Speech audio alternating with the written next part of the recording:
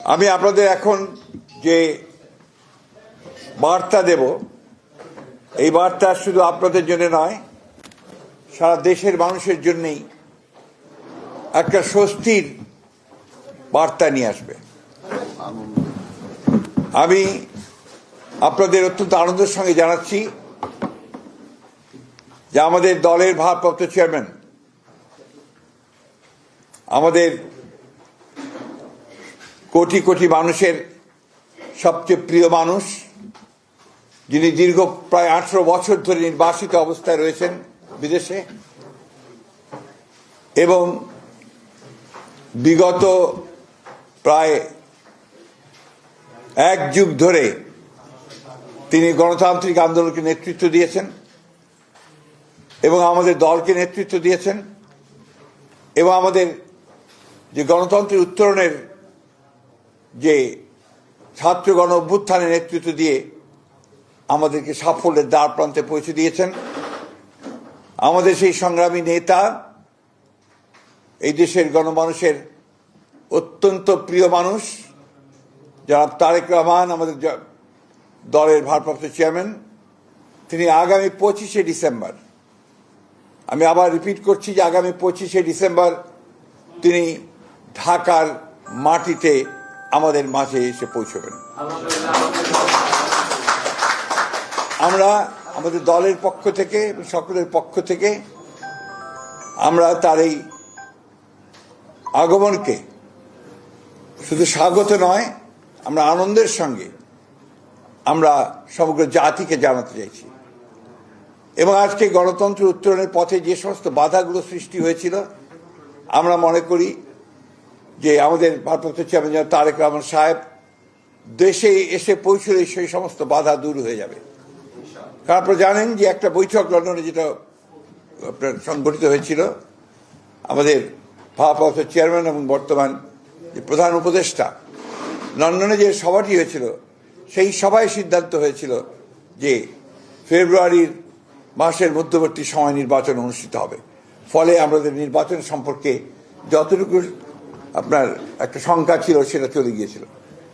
এবং গতকাল নির্বাচনের তফসিল ঘোষণার মধ্য দিয়ে নির্বাচনের যে রেল চলতে শুরু করেছে, যে সারা দেশের মানুষের মধ্যে যে একটা আশা প্রত্যাশা সৃষ্টি হয়েছে, সেটা বাস্তবায়িত হতে চলেছে।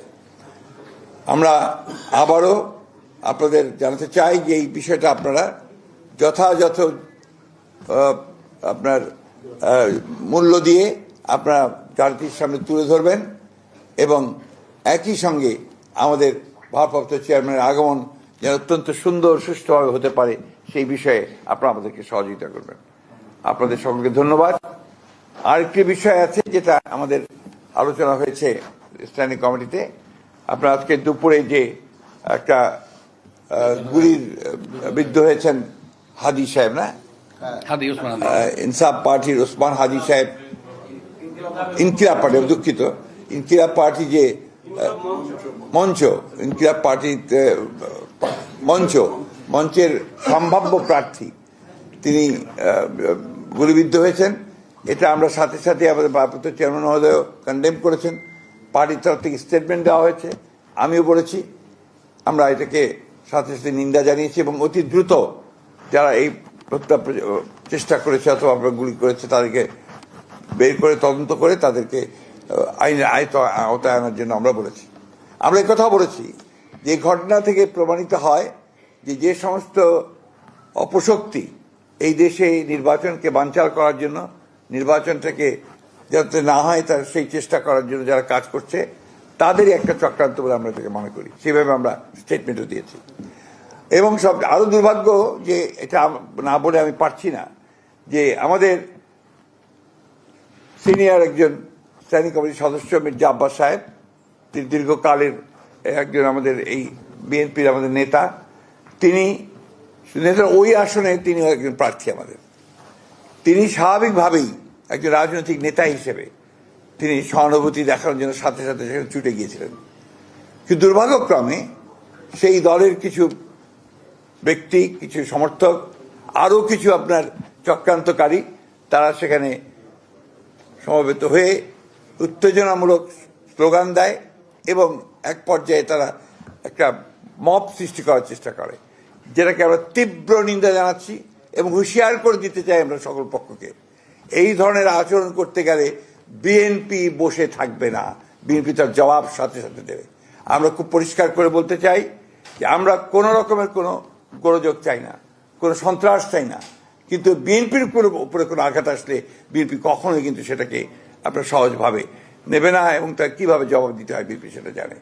আমি তাই বলবো, এই সমস্ত মব সৃষ্টি না করে, উত্তেজনা সৃষ্টি না করে, নির্বাচনের পরিবেশকে বিনষ্ট না করে সবাই যেন তাদের যেটাকে আমরা বলি যে ফিরে আসে, তাদের সম্বিত ফিরে আসে এবং নির্বাচনটা কিভাবে সুষ্ঠু হবে সেই কাজটা করার চেষ্টা করে। না হলে যেটা হবে সেটা হচ্ছে গণতন্ত্রের উত্তরের পথ ব্যাহত হবে, গণতন্ত্রের যাত্রা ব্যাহত হবে।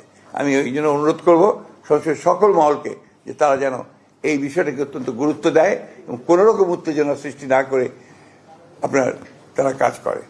ধন্যবাদ। এবং এটা আপনারা নিশ্চিত করলাম ইনশাআল্লাহ সবকিছু ঠিক থাকে। উনি অবশ্যই 25 তারিখে এসে পৌঁছবেন। দিনটাও খুব ভালো, বড়দিনের ছুটি আছে, চমৎকার একটা দিন, ইনশাআল্লাহ সেদিন তিনি এসে পৌঁছবেন।